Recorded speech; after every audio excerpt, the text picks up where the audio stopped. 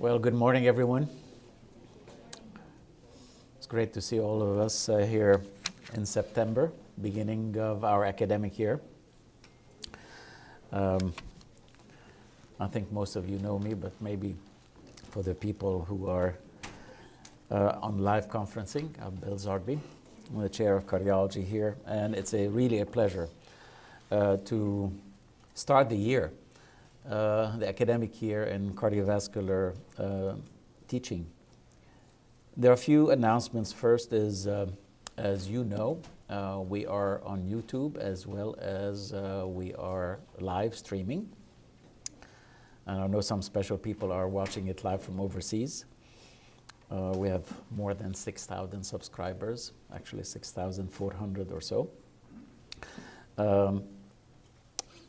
Another thing that Dr. Deepan Shah has done this year for us, and as you know, he's our cardiology grand rounds coordinator and initiator this year, is for your pleasure.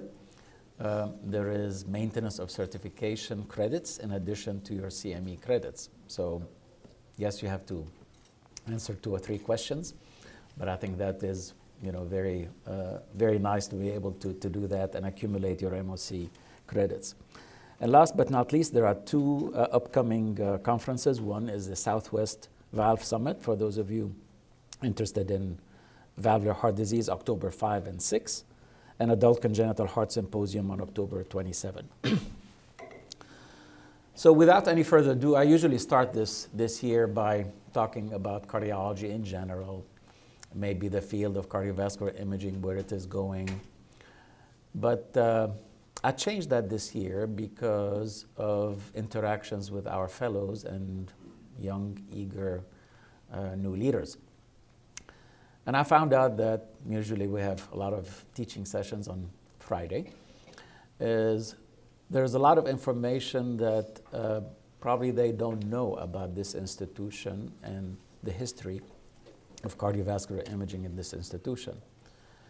And I thought it would be important for us to review that because we can learn a lot from our history, get pride in what we do and all the accomplishments that we've done, but also set a path for the future, because also we'll have an announcement for new leadership during this conference today.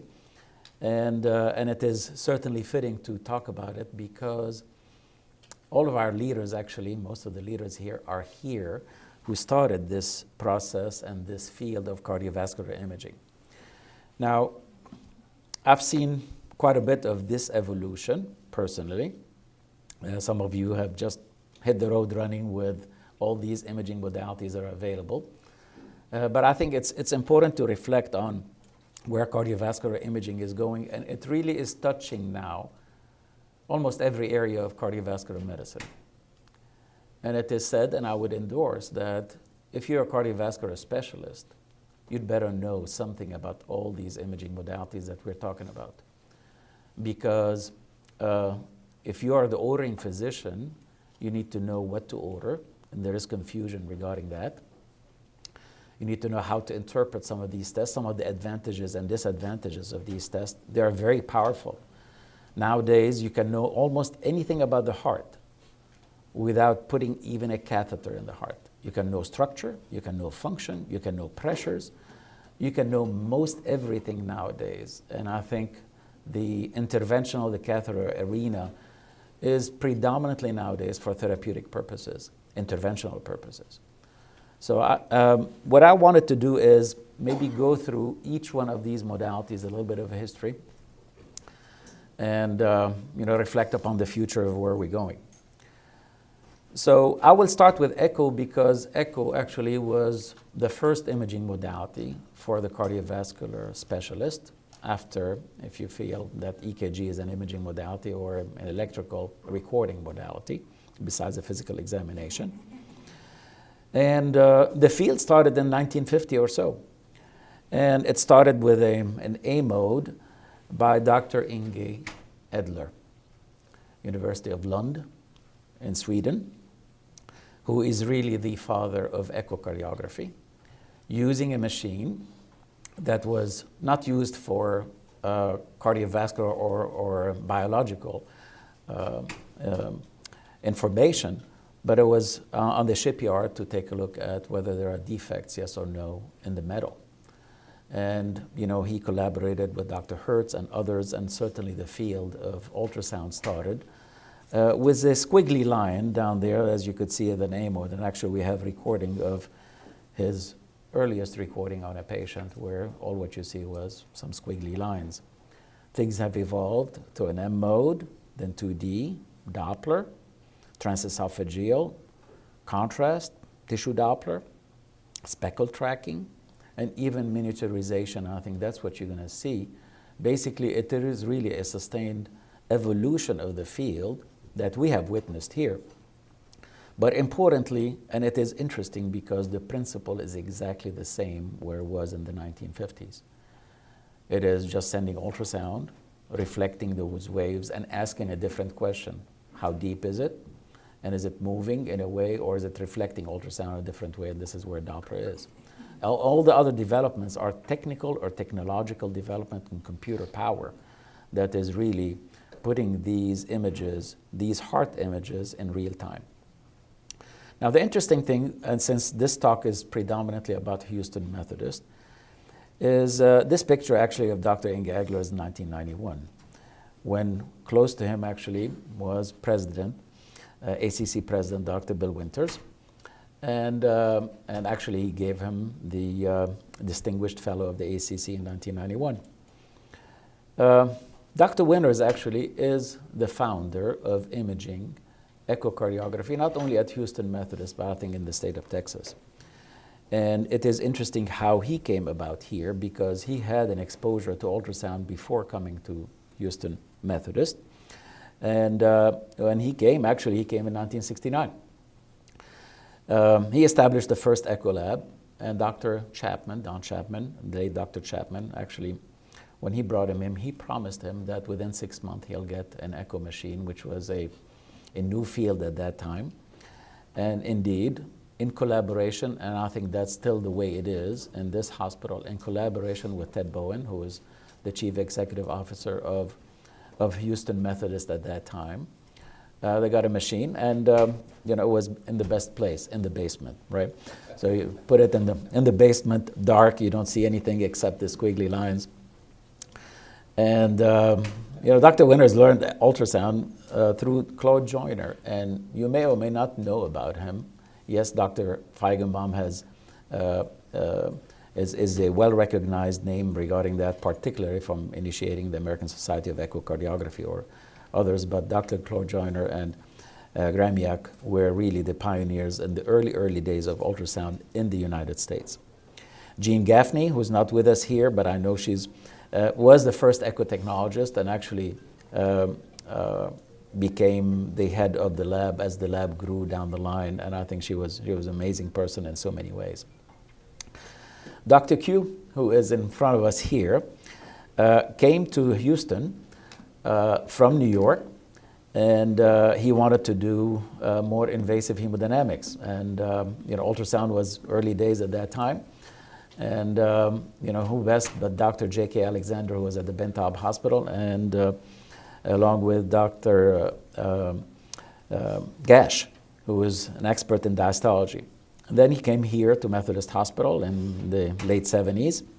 So there were 2 echo labs. But I think this is where wisdom comes in individuals, is you collaborate is better than compete, particularly in fields like this that affect patients as well as research down the line.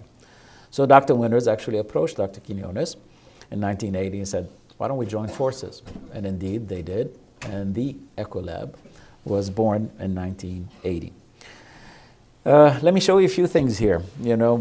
One, we can start with the picture on the right. Take a look at Dr. Q, he had a lot of hair at that time. And notice also the same theme, which is the eyeglasses were quite prominent at that time.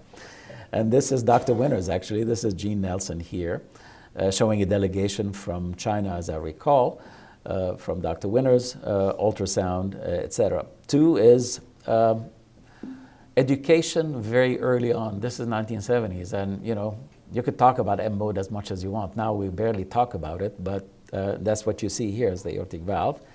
And see the individuals here, Don Chapman, and then Gene, and as well as Bill Spencer, who's now retired in the Carolinas. I wanted to share this with you because this was around that time in the 70s. And this is this Methodist hospital. The mural here, if you've been to the new Walter Tower, actually was taken out piece by piece and rebuilt and refurbished, with experts, and it's really beautifully displayed now in the Bush atrium. So that's the early days there for echocardiography. And ultrasound was also important in vascular. This is Dr. Noon with Dr. DeBakey and Charlie McCullough. And they established the first vascular laboratory in the 1970s. So actually Dr. Noon just retired recently from that, and came Dr. Gorami, who is really an expert, particularly, not only in vascular ultrasound, but particularly, I think, world-renowned in transcranial Doppler monitoring, as well as diagnostics. And I think this is our name to fame in this area of vascular ultrasound. So I wanted to, there are a lot of publications. I wanted to feature some of them that I think, in my mind, are unique in a way. And I think that you could learn something from it because, yes, the field is wide. But this is 1974, okay? There was no Doppler at that time, barely 2D echocardiography, but this is from an investigation of Miguel Quinones, looking at the mitral valve and see how the mitral valve on this M mode, what's the slope like? If the slope is actually, quite flat, tells you about diastolic dysfunction, and these are the earlier manifestations of it. So for those of you new trainees, you know that if you have a slow relaxation on a Doppler, basically that's what you're seeing from an M mode motion of the mitral valve. So I think that was very, very influential in the field, at least for a few years till Doppler came on board.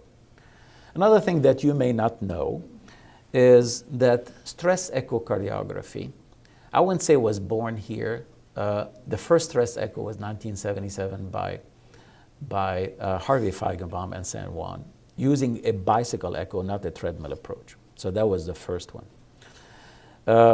Then Nanda came with the suggestion that maybe a treadmill approach could be. And actually, this is the big validation. Marion Liemacher, who's now associate dean or dean, I think, at the University of Florida. And I saw her, we interacted for about a year or two. She did this major study of post-treadmill approach. Now, it is tricky because you're inducing ischemia, and then you're recording abnormalities in the heart within a short period of time. So the premise is, if I exercise and induce ischemia, there is, I wouldn't say stunning, but at least a delayed recovery of function. So you're racing against time to do that. But I think that was able to be done. So this was a publication in 1983. The other things that you may not know, and I think this was transformational in the field of non-invasive imaging. This is Doppler flow validation. For those of you who are in the ultrasound field, that's what you use every day to calculate flow, to derive a valve area, to do everything. And this was actually done here by Janet Lewis, who was among the first trainees here. And it was validated against thermodilution. At that time, Swan-Ganz catheters, we use them right and left. We use them much less nowadays. But this was the early validation, not only in the left ventricular outflow tract, but also in the mitral annulus and valve, 1984. Okay, so 34 years ago. And what's the importance of that? The importance of that is that's actually worldwide used nowadays. People have tried many different ways of doing it, but I think this was stuck as to probably the most easier done. Still difficulties, but easier and probably more robust than others.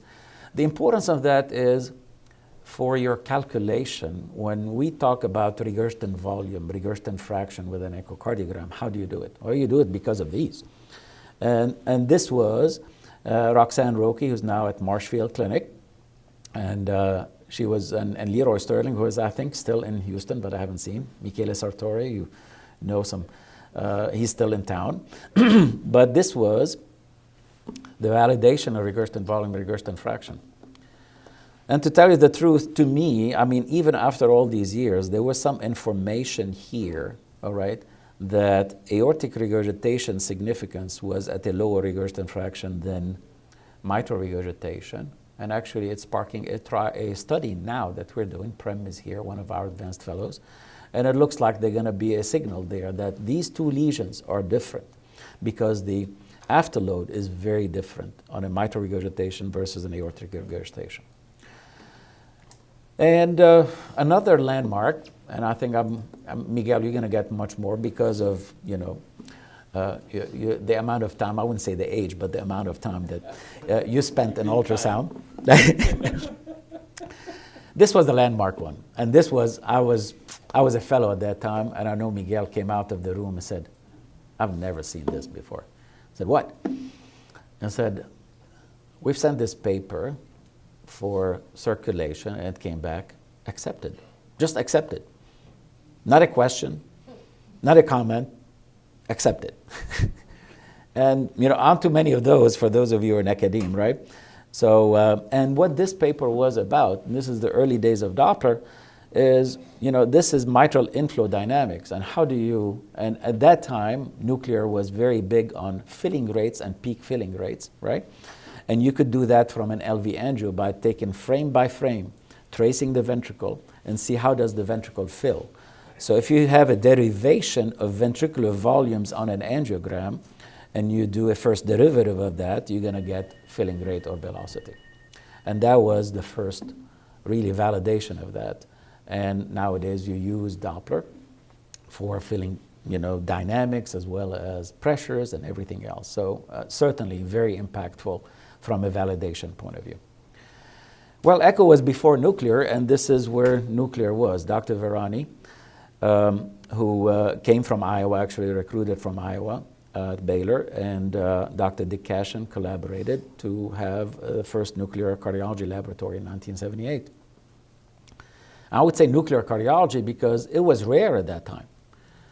Most nuclears were actually under radiology, and actually we were the envy of so many other institutions where, you know, I mean, we don't have issues with that, but I think this is where a cardiologist is driving the science as well as the applications of this, and this was really unique. And what Mario brought was not only innovation, and we'll talk a few things about that, but also really it was among the first quantitative laboratories beyond this, but looking at nuclear techniques, SPECT imaging, and quantitation of perfusion defects, because all the early planar studies were qualitative.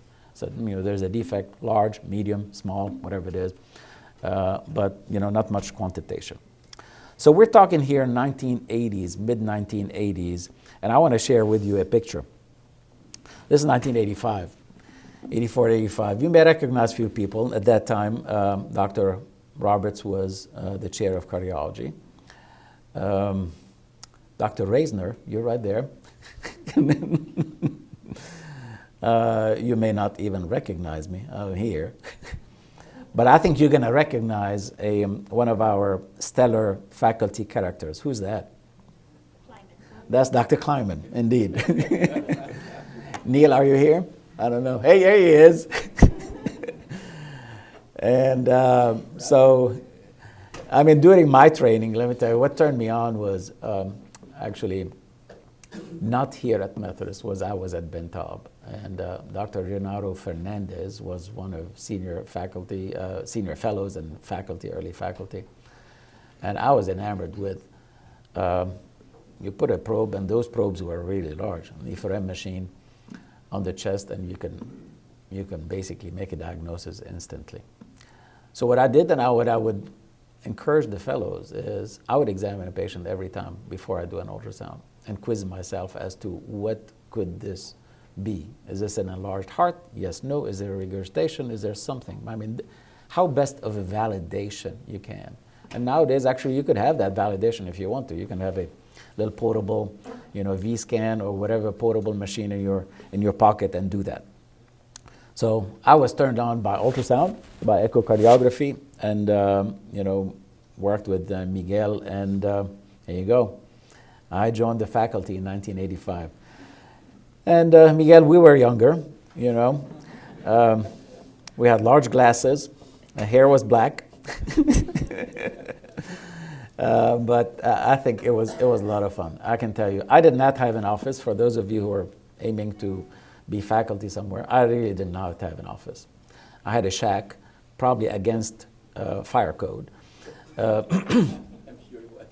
Remember that? It was a little shack of a wooden area, just a desk, open. I wanted to be close to the lab, and Mike and I basically were the two people manning the lab, and it was videotape times. It was long, and I will share with you only one publication that we've had many publications, obviously, but this changed the field. This is what you do nowadays for aortic stenosis. I remember that very well when I presented it at the ACC meeting in 1985. This was published in 1986. And this is a complete non-invasive evaluation of aortic stenosis. So before that, most of the time what you needed to do to evaluate an aortic stenosis is to go to the catheterization laboratory. But we used the Doppler flow that was validated by Janet Lewis and Mike, and used the continuous wave Doppler of the jet to calculate that. And also thought of, since both of these have the same ejection time, we could use a simplified formula. At that time, computers were not that available. So you could use a peak velocity. You could even just take a look at it and have an idea immediately of what aortic stenosis be. And I think that is nowadays practiced throughout the world. This is for some of you who remember. Dr. Winters was wondering where his big poster of M-mode was. It is immortalized in a slide, Dr. Winter. I don't know where it is nowadays, but you see this poster here behind you there, where all these early posters of M-mode, etc. And Catherine, I know, is here. Where is she? There you go. She taught me Holter recording at that time. All the others are retired. This is Augusto Galan, may or may not know. He was with us.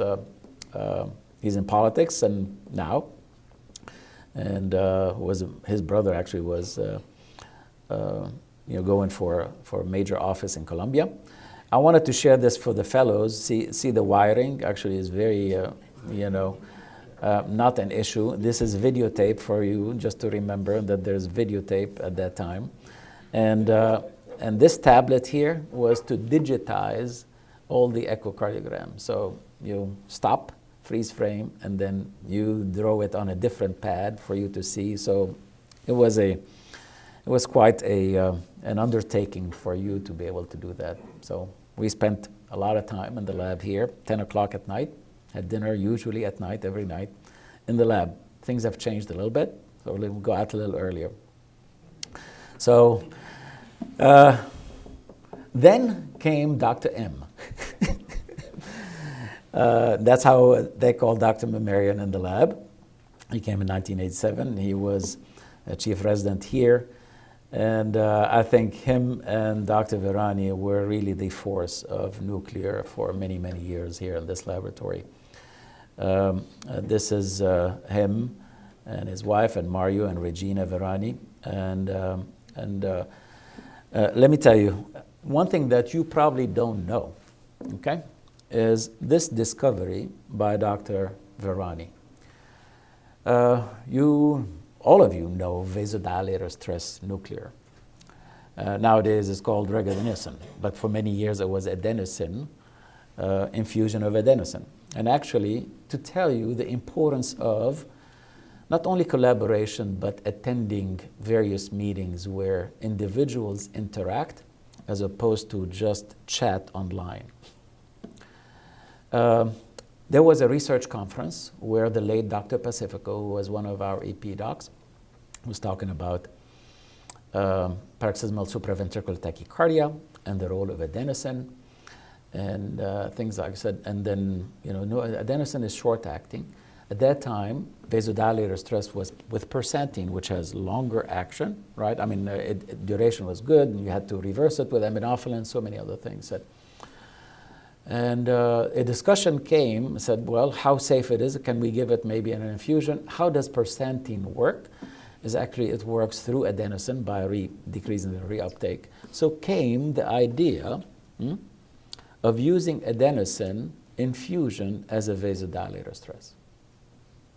And this was basically the start of adenosine or regadenoson, utilization. And why regadenoson? Because adenosine had some of its effects, and you wanted to be a more selective, right, blocker. And this was from his first publication, and this is really Mario's credit. He didn't patent it. It just, at that time, people were not thinking about science. And we still think about science. But this is Circulation 1990. And look at the hemodynamics with adenosine. As you increase the infusion of adenosine up to 140, what happens? Pressure goes down, heart rate may go up a little bit, you may have some AV block, etc.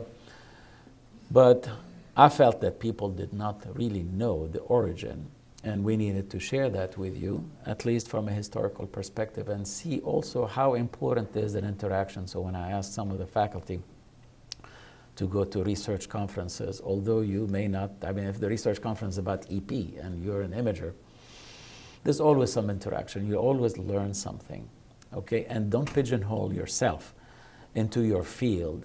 Take a little time to look outside. You're gonna be an expert in your field, but enrich yourself with other things.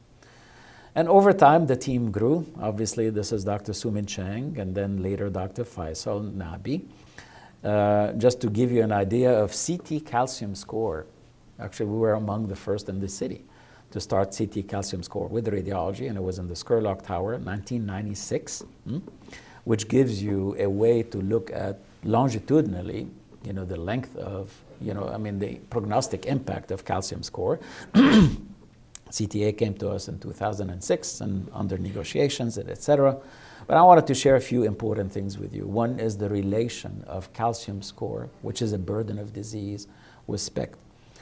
So you're going to have more perfusion abnormalities, particularly if you start having calcium score above 400. So you have heavy burden of disease, so the likelihood of having ischemia is higher. It's not 100%, because some of these calcifications don't impact the lumen per se.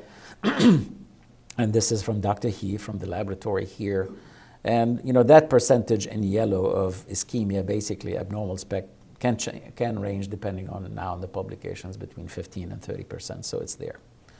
The other important one is, if you start thinking beyond just imaging of what does this mean, start putting things together. This is not artificial intelligence. This is our intelligence trying to put few of these thoughts together. And this is a landmark publication also from Dr. Chang and Dr. Memarian. So if I have normal stress nuclear, right? You think that you're invincible. You're not. Because it depends on the load of disease that you have, right? So this is calcium score in individuals who have a normal stress nuclear. And you could see above 400 of a calcium score where you have more burden of disease, although you may have a normal stress nuclear, your event rate is not negligible. So you're going to have to put things together regarding risk of patients. Obviously, the clinical risk, the stress of whatever stress modality. If it's a stress echocardiogram, I look at function, I look at hypertrophy, I look at diastolic function. I'm not only looking at one aspect of the disease. Yes, if they're symptomatic, I'm trying to find out what the symptoms are. But if you want to be the lowest risk, yes, you have lowest clinical risk with a normal study, completely normal, including a stress EKG as well as others. So I think that, to me, that was, excuse me, a very important publication. Then there was this gentleman, from originally from Egypt, and who came in. Where is he? Sharif Naga. Are you here? Here you go. And Sharif on the left there joined us in 1996, but before joining us, remember, he was a fellow here. So, and he was an internal medicine resident too. So we had we had a good look into the pedigree, and he was amazing in so many ways. What a gentleman, but also amazing. And he's called Mr. Diastology for a reason. And because, actually his public, you don't get those reputations unless you have something behind it, right? Because otherwise those reputations will fade away very quickly. And I'm going to share one publication, which I think is worldwide at this stage of the game, which is using tissue Doppler to evaluate ventricular function, diastolic function, and predict what the hemodynamics are in a particular patient with dyspnea. And this is from the original publication, is 21 years ago, Dr. Naga. Time is flying. And this is looking at what mitral inflow looks like, as well as the tissue Doppler that we've ignored for many years before. The information is tremendously important from systole as well as diastole. And I think Dr. Naga, as we'll show later, was tapped on. Actually, there are 2 guidelines on diastology from the American Society of Echocardiography, few years apart. And guess who was the chair of these guidelines? Both of them, Dr. Naga. There was one picture, I missed Dr. Naga, about a debate with you and Dr. J.O. And it was a beautiful picture because there was Don Carleone was in the back there. And they were, they thought that, they're like Don Carleone as well as the mafia. They're like, this was diastology mafia, that's what it was called. Dr. Little has a different story. I recognized talent immediately. He came from Canada to do a year plus in 3D echocardiography. So he did, and went back to Canada, and then started a negotiation to get him back.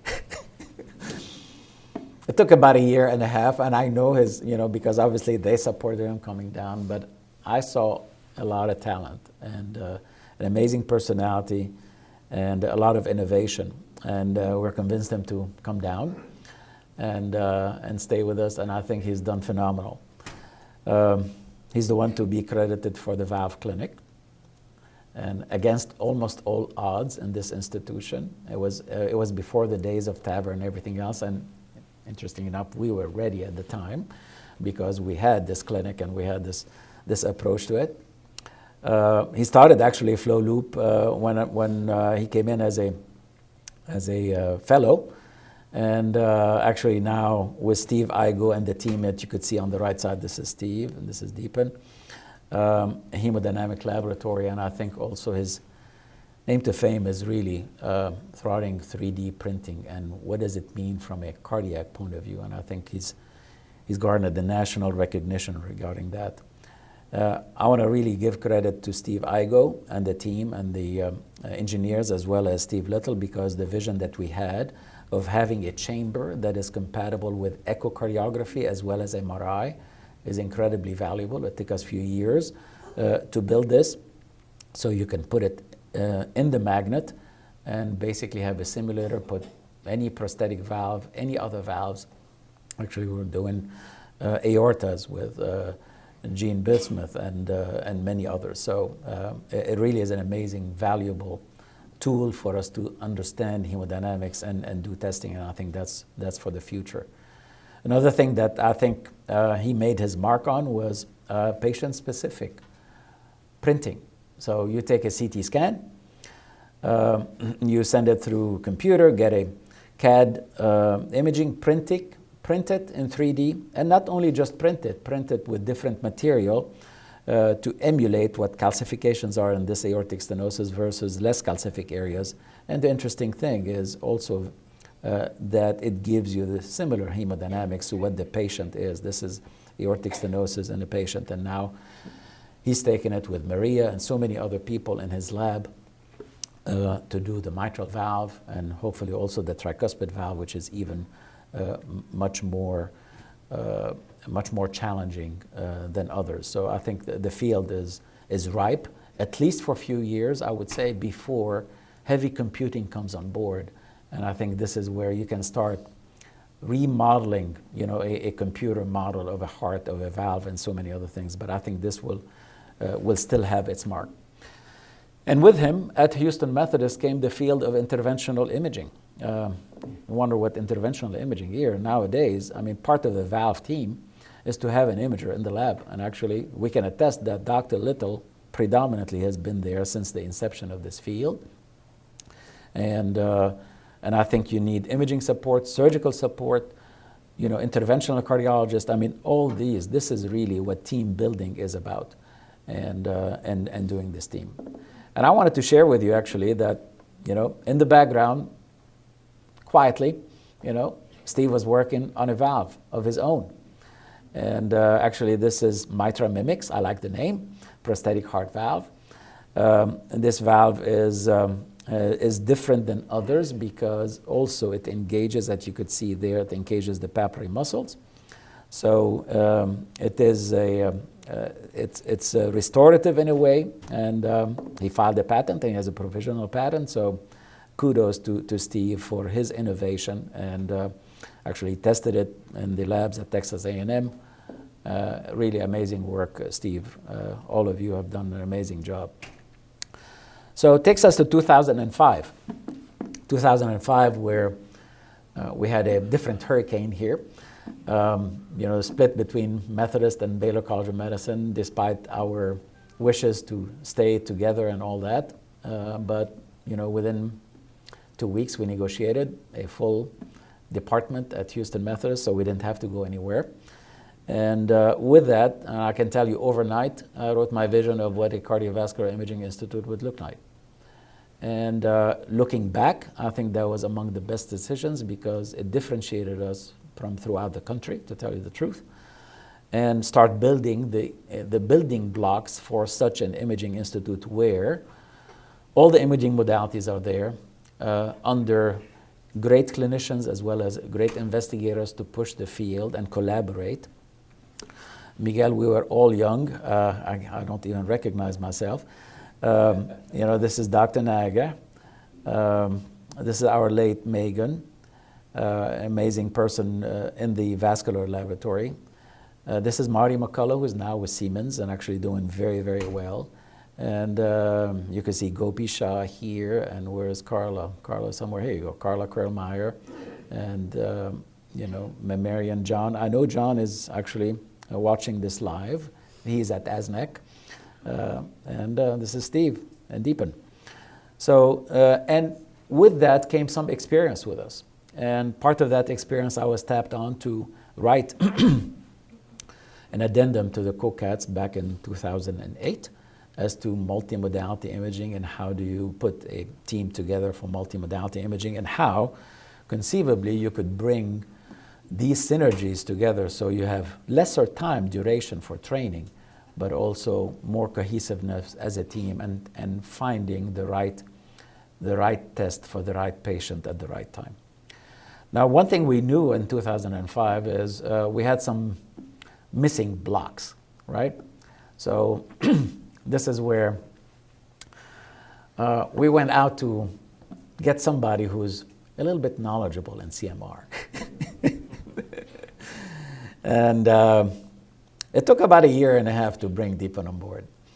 Deepan was incredibly highly recommended by his mentor, Ray Kim, and actually he trained with Ray Kim at Northwestern as well as at Duke. 2 years plus probably in CMR, so we brought him on board in 2008. And he provided me with this picture, which actually is telling, right? This is then, who is a solo player, to now, 10 years later, a big team, many people interested in the field, and amazing growth. And this is what the growth is. I'll tell you, when we brought Deepan, the volume of CMR in this institution was 22 per year. 22 per year. And we had the same machine. Okay? It tells you that if you hire the right person with the right expertise and the right drive, And I'm sharing with you that, these were not available because at times I would send one and then the images come just not as pristine as you'd like. And if you don't have the information you need, there's no point of ordering a test that is rather expensive, right? So you need the right people. You need the right people. And this is the growth of CMR in this institution. It is among probably the highest volumes in the country, or pretty close to that. We do vascular in addition. And I think Deepan also was quite innovative in so many other ways, is to bring in ferriheme as an agent as opposed to gadolinium, where in gadolinium you have contraindications in patients with renal dysfunction. So using a different agent, an iron agent, to be able to look at the vasculature and other things. So I think this is quite an innovation. I'll share a few things with you. One is that I think has rocked the field.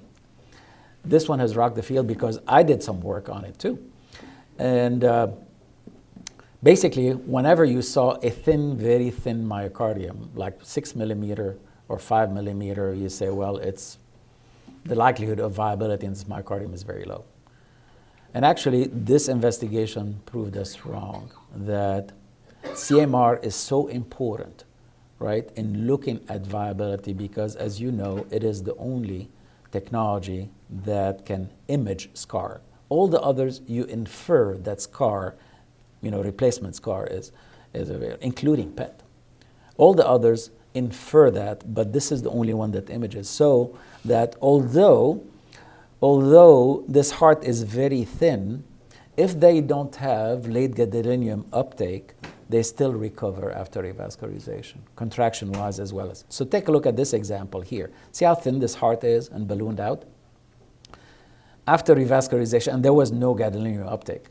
After revascularization, the heart got smaller. The walls got thicker.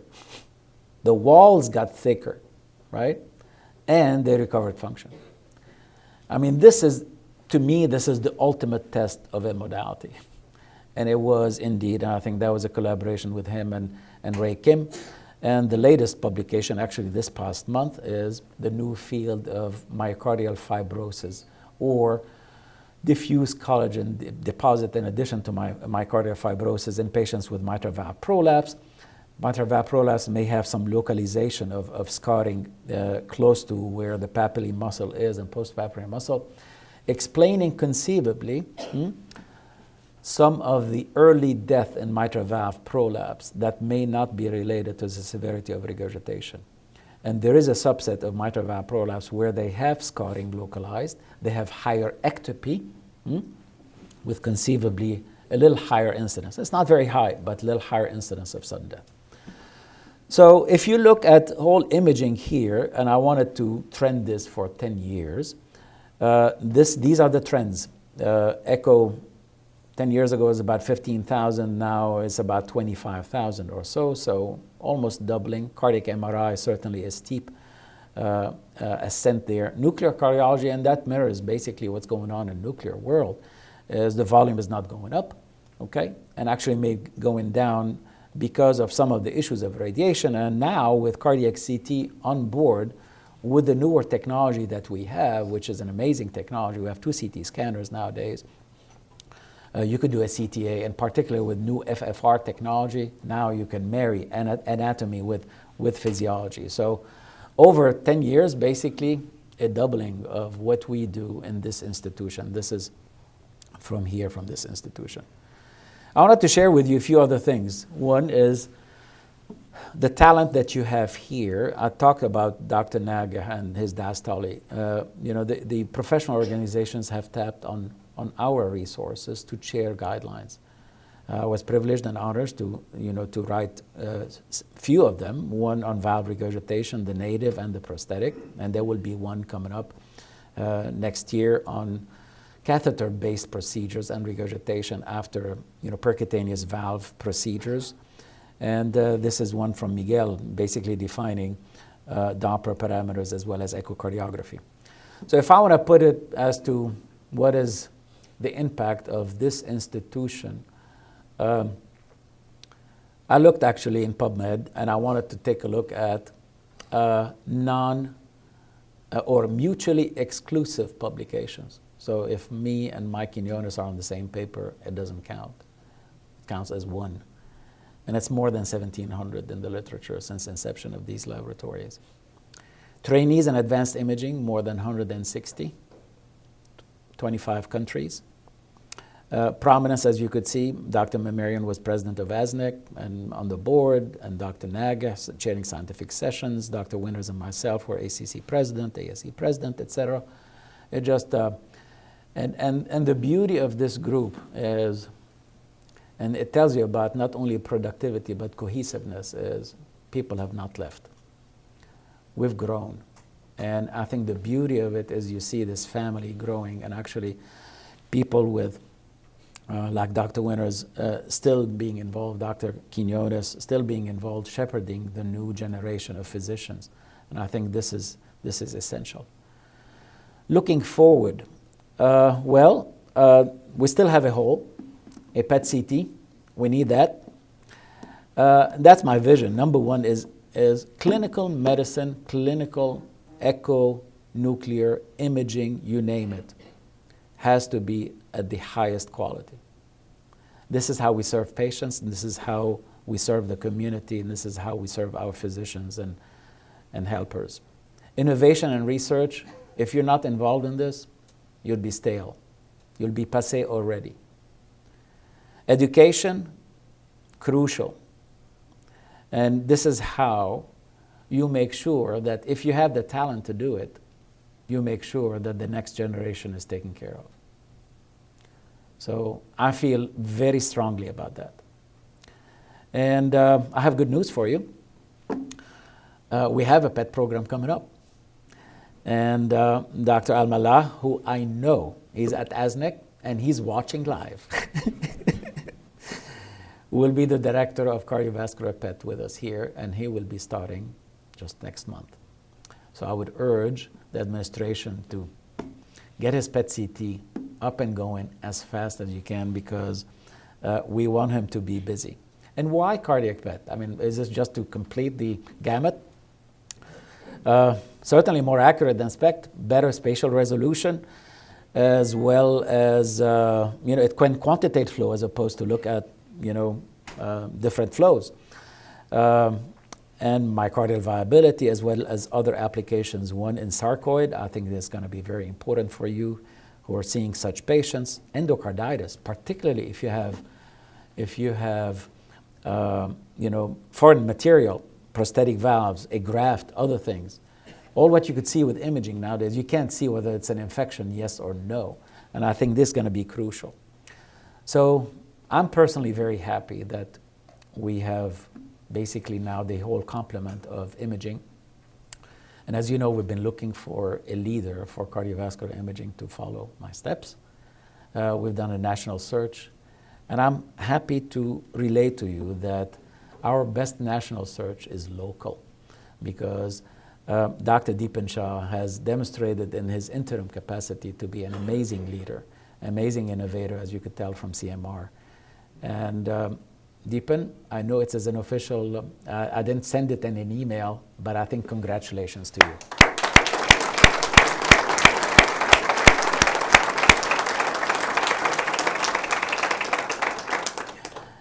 And all the other players you know, but you probably don't know Dr. Shamsi Pasha. Where's Mohammed? Here you go. Stand up so they can see you. They may not know you.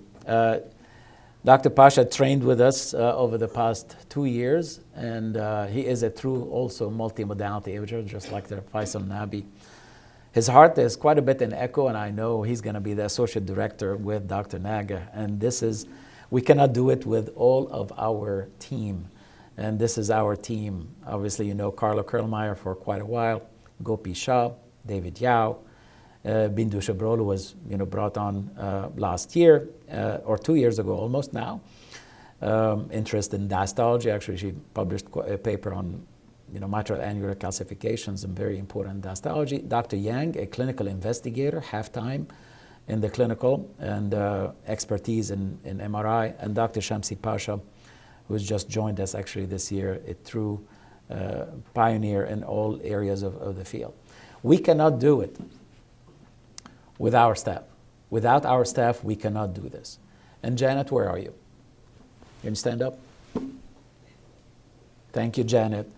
And her team is Colby, Aaron, Glenda, and Ade. Are they here? If they can stand up or show a wave of hand. I will show their pictures a little later. But they're really amazing. So this is our team. But I told you about education, and we have a stellar cadre of advanced fellows. Actually, we probably have the largest advanced fellowship in imaging in the country.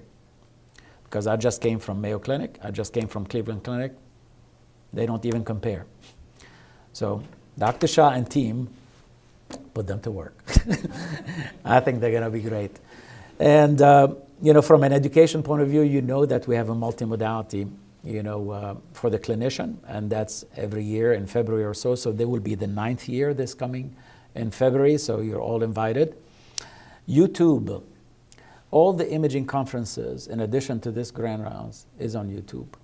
I checked yesterday evening at 10 o'clock, 6,435 subscribers. Last year, at this time, it was 3,000. Double. And people love it throughout the world because it's there for free for them, and they can get the latest information just like they're here, and they could do it online or offline. And the last information I wanted to share with you, I think it's important, is this new initiative and this collaboration between Siemens and Houston Methodist and the Research Institute. This was vetted with multiple industry partners to put the best equipments and collaborate to advancement of the field. I want to thank Dr. Dirk Sussman, who I know is live in Florence, Italy. A bad place to be, right? But it's 3 o'clock his time. He said, I would love it to see it. And he was instrumental, as well as Dr. Lumsden, myself, Joe Mazdu, and Dr. Carmonic, who is, the CMR, HMRI core lab director. And what is it? Well, it is basically to place the latest technology and also collaborate on research. So in the Research Institute, if you pass by on the first floor, you see construction now. And this is where the PET-CT and CMR, the 3T Tesla, as well as a 7T Tesla, okay? And on the 5th floor also, they're gonna be some of the newer equipments, which is amazing. A 7T, actually I've tried it. I didn't go inside myself, but I was in the neighborhood in Germany. And I think probably its potential is here to be determined.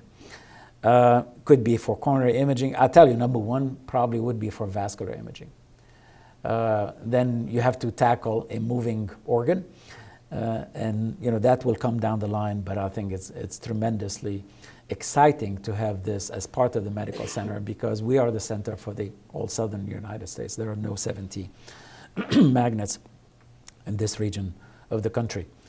Our work we're doing is mitral valve, and this is Carlos's work, Al-Talawi, looking at strain in collaboration with Dr. Lowery. And the last is, where's the field going? I can tell you there's so much buzz nowadays about artificial intelligence and machine learning. We cannot do it as physicians alone.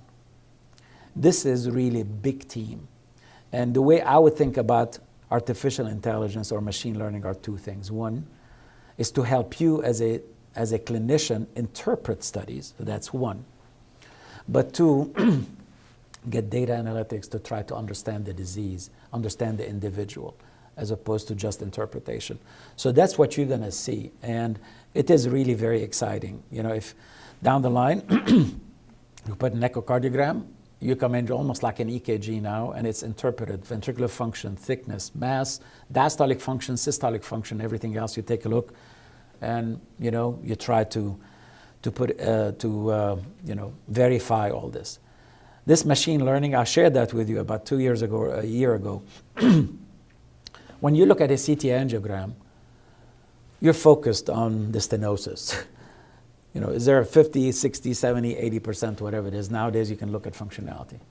But this is, I wouldn't say 1/10, this is 1/20th or 1/100th of the information that's out there.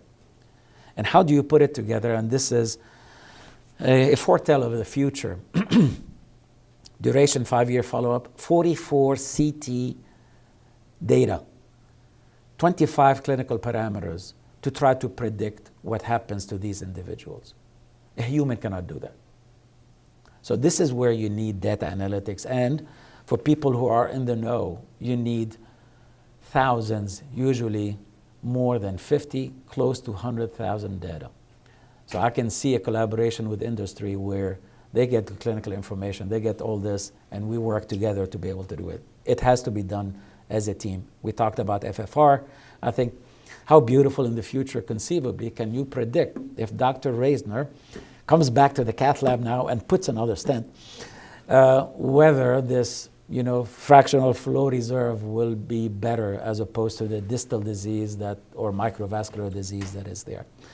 So 90 plus companies born past year on artificial intelligence. Not all of them are going to survive, but the big ones will.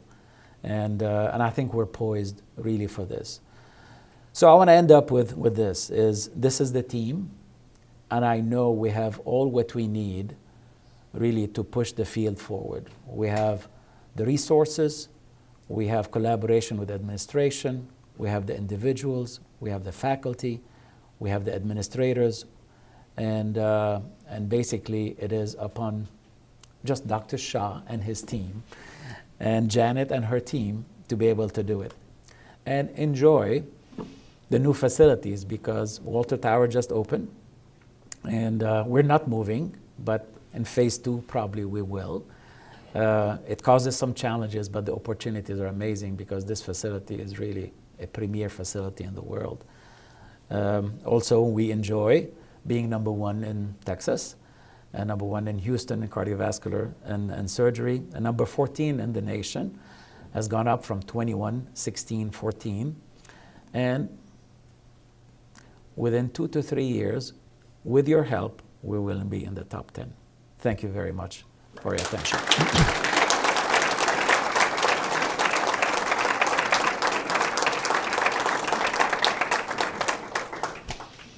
Questions?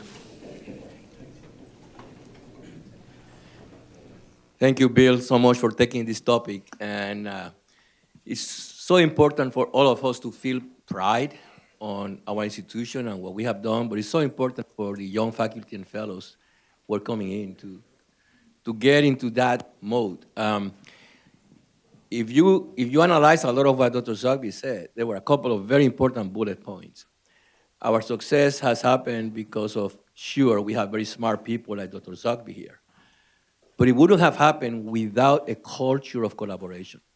A lot of the landmark papers that were able to be made in this institution came from the amazing collaboration between Dr. Berani and Dr. Zoghbi, for example. Dr. Zoghbi was very humble in his presentation because there were a lot of landmark papers that he didn't show. In the era that we were looking at viability, everybody talks about the biphasic response to dobutamine. It was coined by Dr. Zoghbi in one of his landmark publications. But all of that happened because of collaboration with the nuclear lab. And everything that you've seen here that has been built comes from that culture of collaboration, which is an incredible lesson for all the fellows to do. We don't live alone. Whatever you do in your career, you have to collaborate with friends, with people who are smart like you, and also enjoy doing what we all do. I doubt that there is any institution in the country right now that has the complete picture of imaging and making the impacts that we're making compared to us. There are great institutions doing great things in echo, doing great things in nuclear, but doing it in all, I think we're truly unique, and you all should feel very proud. And thank you, Bill, for taking us through this wonderful memory lane, but also pushing to the future. That was great. I'm sitting here really astounded at what all has really happened over the last, I guess, 50 years now. It is. Yeah. It is a 50-year celebration. Years. It's just extraordinary, and I would echo what Mike just said. I don't know of another institution in this country that has the background, the history, the talent, the people that are here working in this institution now. So you all have just been an extraordinary job, and I'm so glad to have been a part of all of this in all my life, my career. Thank you very much, Bill.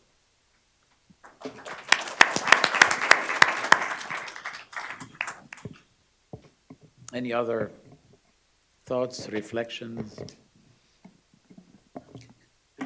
All right. Well, thank you very much for coming. Look forward.